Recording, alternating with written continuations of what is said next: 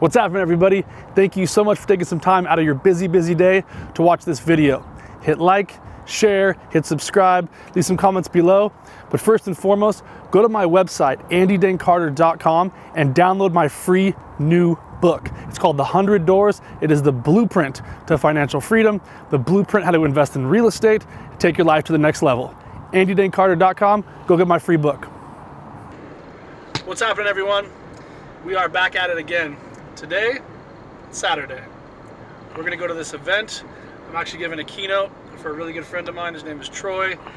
He's got 3 large companies that are on the INC.500 list, and he has a room full of massive entrepreneurs and marketers, and it's going to be a big group. He wants me to come and share my story about real estate, where I've been, where I was, where I'm at, and where I'm going.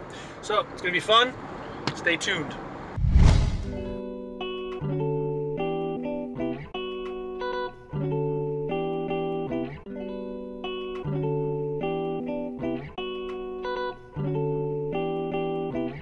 See, some of the concepts we're going to go over today is quarterly planning, but not just quarterly planning, but quarterly challenges.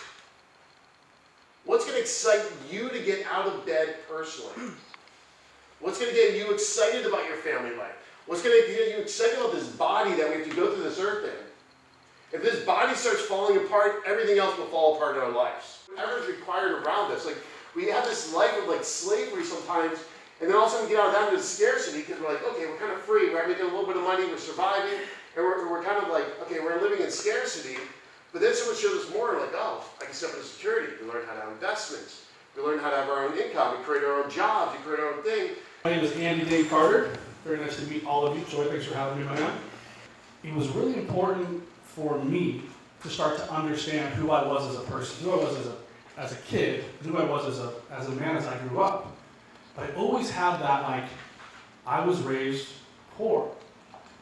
And it's really difficult to shatter those belief systems that are instilled in you from your grandparents. Like, nobody has accomplished even a fraction of what I have on both sides of my family. So to do that takes a lot of getting punched in the teeth, usually by people that love you the most. They don't want to see you fail, right? They're the closest to you. They're like, you can't do that. That's impossible. Like, I just be like, okay, watch this. So that's my favorite, just to get me kind of fired up. But it was that grit. It was that grind. It was that, like, it didn't matter where I came from. I have friends that never have to work ever. And they're also huge hustlers. It just kind of depends. So for me, when I was growing up, I had to get my head around what was possible for me and then work through it. And through a million different roller coasters in life to get to this place about 2 years ago where I started to live this, like, challenge-based lifestyle. I made money, I lost money, I did this. I'm extreme with just about anything. I was one of the youngest wine sommeliers in the country because I went to a wine tasting when I was 20. When I was 21, I passed the exam. I lived in Bordeaux. I was like, this is the greatest thing ever. And I just go. And everybody that tells me I can't, I go even harder. I love it. It's my favorite. Like, if you tell me I can't do something, I'm gonna eat you alive. So it's just my favorite to prove people wrong. In business, in my family. And when somebody says you can't do it, it's usually not because they don't think you can. It's their fears. So we all are surrounded with tons and tons of fears. So these fears will keep you stuck. These fears will keep your children stuck if you instill them in them. So for me, it's just really big to move through those fears and tell people, I'm going to do whatever I want. But it took a long time to get that confidence because I kept getting punched in the face in business and in life. So I could stand up here for 4 days and talk about all 3 kinds of stuff, the paths in my life and how I've got to here, but I'm going to keep it short because we're going to put this in. Yeah, 4. Core 4 quarterly challenge. Perfect. So when I found this program, my life actually wasn't that bad. My life was pretty good. Beautiful house. You know, I just had my second child, a 4-year-old and a 2-year-old, and it was like, my life was good, but it wasn't great. I was missing something.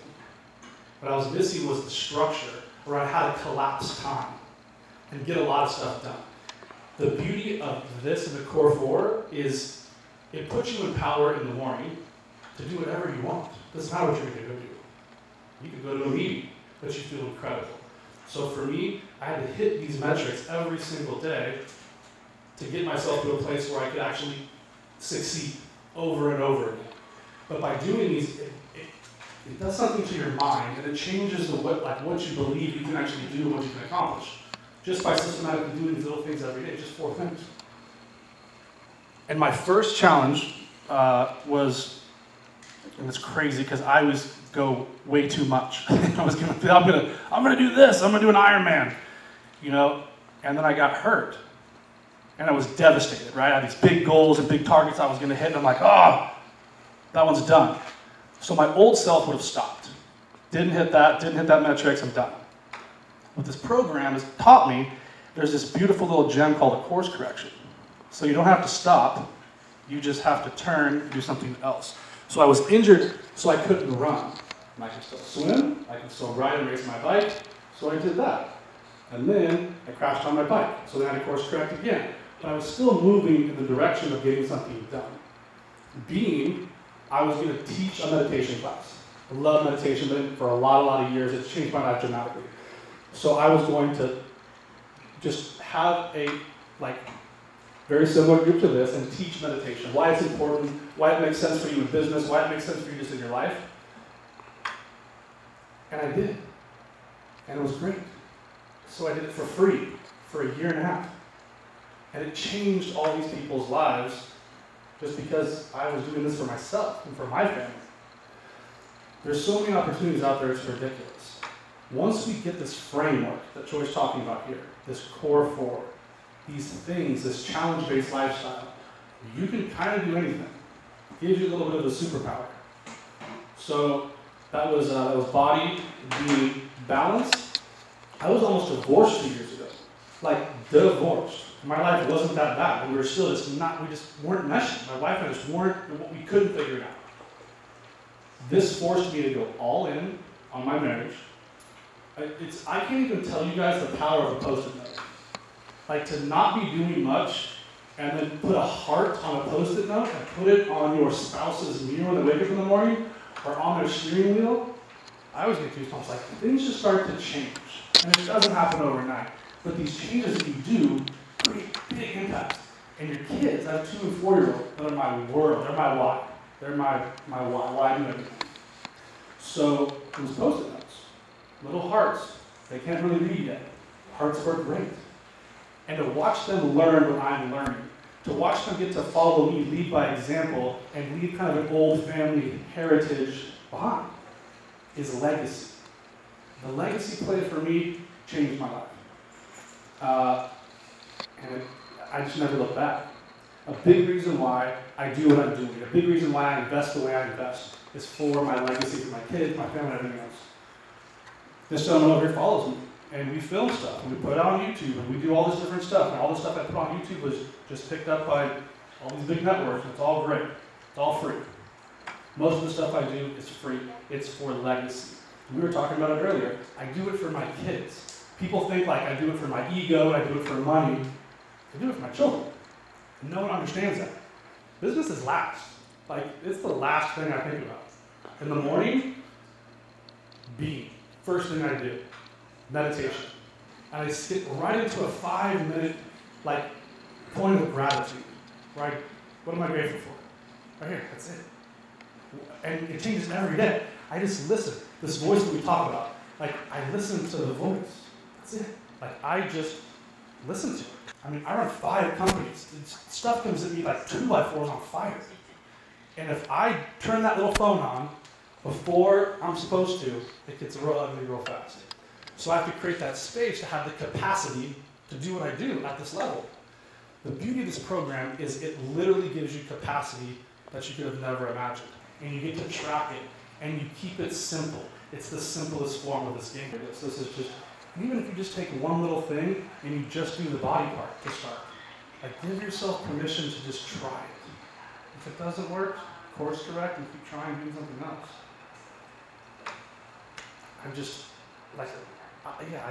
There's really nothing you can fail. Awaken and remember, why are we here?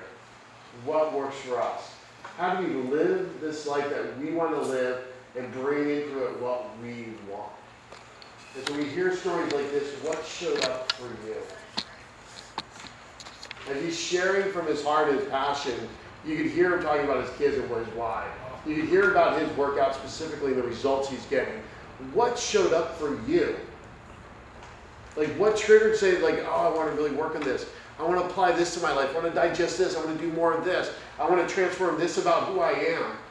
Because you're really being real and raw and relevant with yourself right now. You're not lying. You're being open. Your heart's just wide open going, okay, use me, universe. Use me, God. Whatever that is, it's showing up and it's coming out of you. And you're like, man, I want more of this. I want to add into this. I want to fix my relationship. I want to fix my body. I want to fix my mind. And you heard something that's sparked inside of you. I want you to take your time to write whatever showed up for you right now. We're going to go in silence for like 5 seconds. I'm going to try to close your eyes. This is something that I also do every single morning. I get yes or no answers. I get really quiet, and I'll ask the question. I'll usually get the yes or the no before I'm even finished with the statement. So whatever shows up, that's the voice.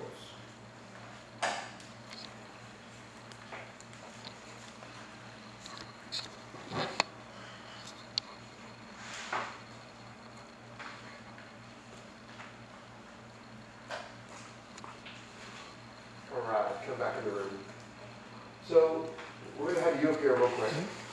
So did anybody have any questions for Andy right now? If anything he shared, how this has impacted his life, how he learned it, what challenges he had? Any questions for Andy right now when we've got him here with us in the room? He's someone that actually has lived this. He's really learned it. He's really lived it. He's applied it to his own life personally and just really dove into this deep. And he's got a whole group of guys that he hangs out with and friends, and he's trying to apply it to his family life. So if anybody has any questions, it's just another opportunity to hang out with another person living something. If you're a triathlete, you want to hang out with other triathletes. If you want to live a better life, you're trying to balance it and trying to live this concept of the core 4, the core little challenges in your life, the one thing every week, the daily habits. If there's any questions you have that are showing up, raise your hands and we'll... Yeah.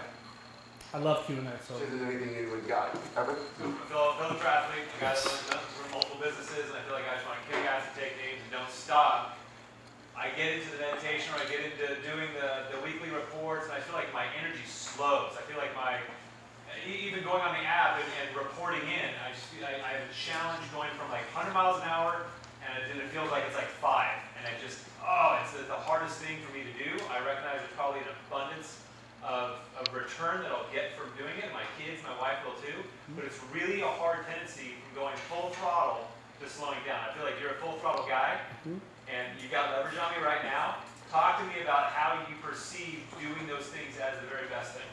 Sure. And you hit the nail on the head with one word, leverage. You have to get leverage on yourself. This is why this works so well. You get timestamps and leverage on yourself to get these things done. I'm built like this. That's why I love triathlon. I have to do like literally extreme everything, body, mental, food, nutrition, everything. You're missing gears 2 through 5. You have 1 and 6. Those are my gears forever. I'm doing it or I'm not. So you have to retrain your mind. Most of this stuff is mindset shifting, mindset training, mindset manipulation. We all have these playbooks and rule books that we were reading from whatever background you come from. To retrain those things that Grandma and Grandpa told you are just steadfast is difficult. But I'm here to tell you it's very possible.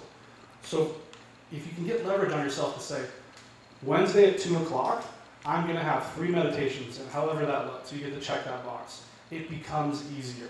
It took me a lot of years to get good at meditation because my brain goes 1,000 miles an hour. I tell people, just go stare at a candle for 10 minutes. Set your phone for 10 minutes and stare at the candle, let your brain just clear. That's it. Or have somebody do a guided one for you. But you have to figure out testing. It's like marketing. Test. Same thing if you're, like, not everything works for you when you're training for a race as when you're just training for recreation. It's the same with meditation or anything else.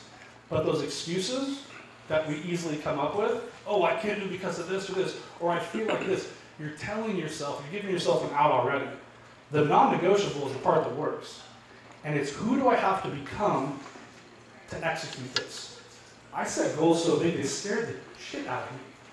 And then I have to go into like, well, I don't know anything about that, so how am I going to do it? And who do I have to become to accomplish it?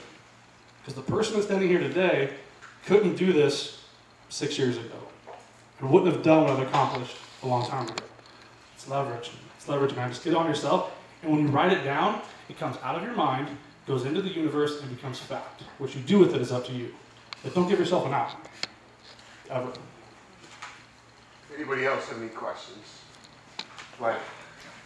All right, so just from a very realistic standpoint, I love to hear what we do. I would love to have your morning. I feel like myself, I'm not in a place where I can make that commitment, and here's my story. Sure. Why?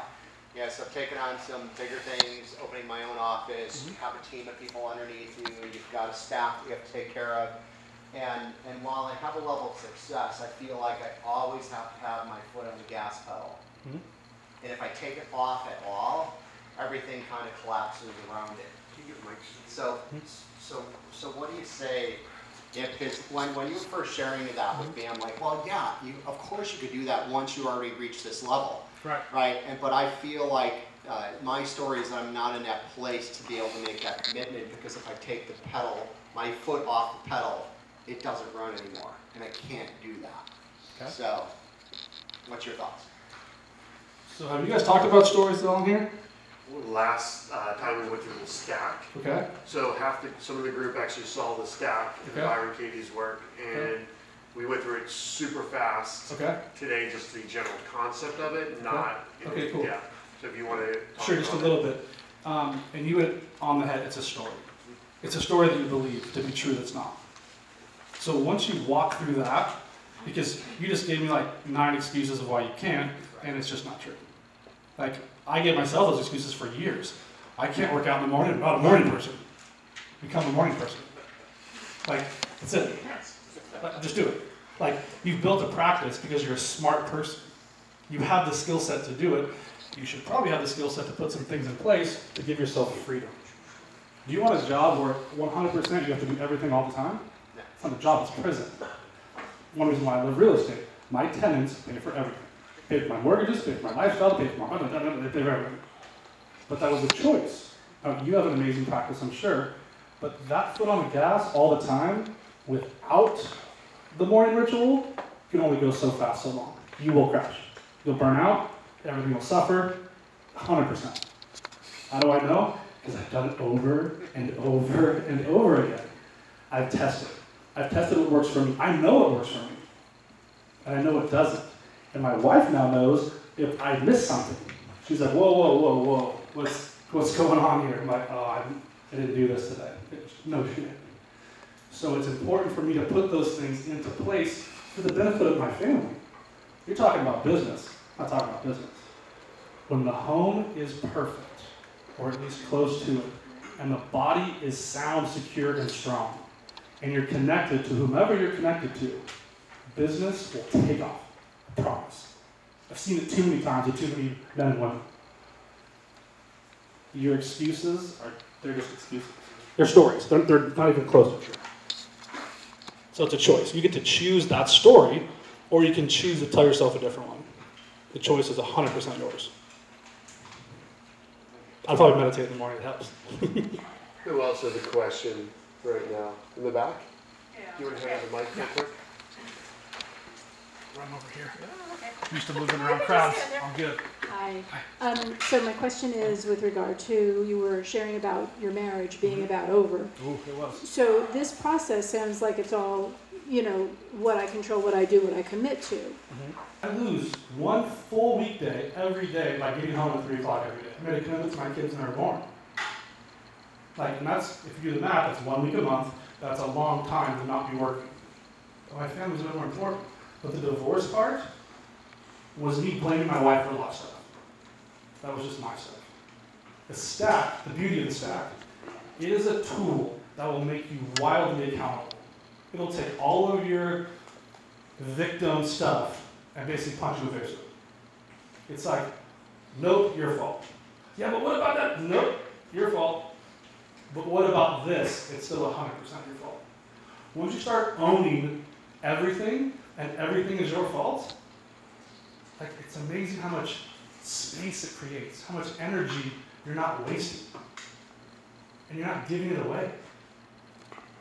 Don't give away your energy. So just for me, I had to tell myself a story of, was it worth it? Was it true? I just was unwilling to let my kids see 1 hour of how I grew up. Refused. So I went all in for the first time. That's when the Post-it note started. That's when the rebuilding began. That's when my so-so okay, almost over marriage went to like, I didn't know this was possible. And now we're a team. We were never a team. It was me and her. And we had 2 amazing kids. Now we're like, you can't pry us apart. It took a long time though, but so worth it. Who else has a question for Amy? Anybody else currently? Can you guys see how the application of the Core 4 and getting clear on a weekly and quarterly basis starts creating transformation? It's not more information, it's like the application of what we know. Getting super clear on what we want to get out of this life, and getting clear just like, for whoever wants to be the workout, for maybe the veg shirt, the supplements, it could be the Post-it note to the wife every day. It could be a love note. You could actually write notes on paper like old school junior high. You could write a text message every day. You could write a journal and not give them anything. And just give them a hug and kiss them every day and look them in the eye and say, for 5 minutes, we're going to sit right here with each other. Hey, how you doing today? What I'm experiencing from you is an even more amped version of what I see in Troy, right? Which occurs to me as a more kinesthetic person as an adrenaline-driven personality. Okay? Agreed. Right. And you've been very honest about that, but so fast about it, the context may not have been drawn out. Right? The question was asked of you in reference to slowing down to speed up, right? How has that experience been? I mean, was it excruciating at first? Did you talk yourself out of it? Course correction. Okay. But you stuck with it? Have to. Okay. What events in your life did you start to see that caused you to course correct and stick in? That's my question. Good question. Very good question. So the results that I've seen in my life, because I'm full gas, how did I slow down to speed up? How did I create that gap? Meditation was a big part of that. I didn't pray for years. I went to private Christian school, like, that was not paid for by my family, but you know what I mean? Like, it was something I had to slow my mind down. But these little wins that you get when you start, like when you start the Core 4, this whole thing is overwhelming. It's very, very daunting and overwhelming, and I can't do this. Your stories that'll tell you these things in your mind that you can or can't do. If it's a body goal, I would literally go, okay, if I hit my Core 4 this week, then I give myself permission to do it again next week. Just kept giving myself more permission. So you were forced to look at your wins by the process. Yeah, I'm still bad at it. I'll create these huge things, close these big deals, and my business partner's like, you don't care. I'm like, I'm on to the other thing. It's a huge character defect of mine to not celebrate my wins enough. Because my wife bananas. She's like, you just did this. I'm like, I don't care. Like, Forbes and Inc. magazine, my book's doing really well, and it's like, I don't care. I'm going to help people. So I move really, really fast, but I also move really, really slow. It took a long time to do that. And this whole thing is not like 90 days, I'm fixed. I blow this all the time. I fall on my face all the time. But I get up. I fail really, really fast. That was not the case. I would sit there and like blame everybody. All my business partners messed this up. It was our staff, it was the contractor, blew that deal. Once you start taking ruthless responsibility for everything, for your mind, for your body, for your connection to family, crazy things happen. But it's those wins that'll keep you going. Because in the beginning, it was losses. My marriage was getting worse. Because I was like, oh, I'm doing all this stuff. And she's like, great, you're still an idiot. I don't like you. You know what I mean? She's like, good for you. You're getting better. Awesome. She doesn't care. So I had to, but it's that push-pull. But it's you probably know what I'm talking about. So, Just men think that they can do 10 things and get 10 points, and you do 10 things and you get 1 point. very good. And my wife has an elephant mind. She just remembers every single thing. And she's just like, I don't care. And we had to get basically, like you guys were, get very ruthlessly honest with each other. There was so many things she was holding back because she didn't feel safe. Safety is a big part of intimacy and connection. I didn't feel safe talking to her about a lot of stuff. And she didn't feel safe. We had huge gaps. We were light years apart, but we were married, living in the same house with kids. And then once that started to shrink and that gap got smaller, my businesses went through the roof because I would drive to work knowing everything's cool. Didn't eat up all of my bandwidth all day. Or we got in a fight in the morning and now I'm having a really bad meeting with my business partners and all the investors are pissed at me. Like it all feeds each other. So it's important to go slow, to go fast, but you also have to know yourself. Because if you have that matrix brain, like I'm sure you do, there's things you know about you that will work for you that won't work for me. So once you figure out that for you, it's singular. It is a singular thing for just you. It's super powerful. Thank you.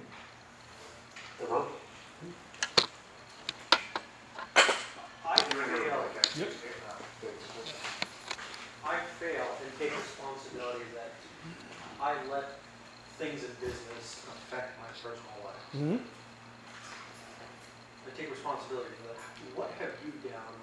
What are the things that you've done to try to compensate or to create that separation between business and keeping them at home happy? Right. A lot. And I had this conversation with a lot of people, men, women, young and old. Most people with like an entrepreneurial spirit kind of want to do everything themselves. They want to do, right? So if you know that about yourself, one of the hardest things to do is not create a business prison. It's really hard to delegate things at work because you think no one's going to do them as good as you are. It might be true, might be a story, might not be. If you can give yourself space at work to heal some old stuff at home, your work will take off. We talked about it earlier. You've already crushed the second round of staff, right? Right. It might have to do with the home. Or your physical power you're not stepping into in the morning to go crush it at work. This stuff feeds each other. If you're not healthy internally and mentally, it is so hard to perform at a high level in business. It just is. And if you don't have the support at home and you don't feel like someone has your back, it's even harder because you feel like you're even more alone. Entrepreneurship is lonely. And it's hard. And if you don't have that support, it's so easy to quit. And it's so easy to get frustrated. And it's so easy to just go home and have 6 cocktails and go to bed and then do it again. So there's this balance that you have to create, but you also have to give yourself some time to learn this. I would maybe suggest to you, find somebody and just put them in this position. Test them, see how they work, see how they perform, see if they can take some of that weight off of you. I've taken it all off, and it was so hard. I want to micromanage everything, but I also knew I'd never be able to scale that way. I also knew I'd never be able to be the dad. I coach every team they're on. Like, I want to do that before they were born. I also knew how I was operating my businesses, that wasn't even close to possible. So I had to put those things into place over time. But if you could somehow reverse engineer where you want to go, if you want more time with the kids and more time at home, figure out how the business end can execute that for you. All my businesses do are provide freedoms for me and my family. That's it. I do it backwards. Like I'm going to work to make money to do, like, it's the opposite for me. So space, if you can, and it's something that takes a while, but you have to trust people. That's going to be the big thing probably for you, just because, like we talked briefly, if you can't trust somebody with like the keys to the ship, it's hard. But it's possible. Any other questions, everyone? Milanovic? Hi, sure. Thanks. So I had a question about whether you could give an example of a one of your business challenge outcomes, Mhm. where you got bumped off course, Oh. and then redirected back on, bumped off course, and then eventually taking down your targeted outcome. Sure. So that was like another huge part, because these are targets, not goals. Like, you really want to hit a specific target, not just a broad goal. But for me in business, they're big. Like, I want to write a book. I want to give back to the real estate market. It's given me so much. And one of my business, it was, I'm going to have this book. It's going to be done in 90 days, and that's just it. I'm going to make it happen no matter what. A year later, I had to sue my publisher. Like, I didn't stop, but like I had to course correct after course correct after. I mean, it created so much more work than I could have ever imagined. This other one, I was going to learn ClickFunnels. I was going to take Russell Smith's course, I read his books and all this different stuff, and then I go to implement it, and I'm like, this is like rocket science for me right now. I have no idea what to do. But I set the goal, and I'm like, how do I build these funnels? And he's like, he says it's so easy. Well, I learned for me it was not. So I had to hire staff. I course corrected, hired staff just to do that. And then that spawned this like huge media company that I launched 9 months ago. I was gonna make a ClickFunnel. Fast forward a year, I have a media company that's doing these huge things all over the place with big companies. I do real estate. I had no idea that was going to be part of the deal. But by course correcting and not stopping, because it's hard.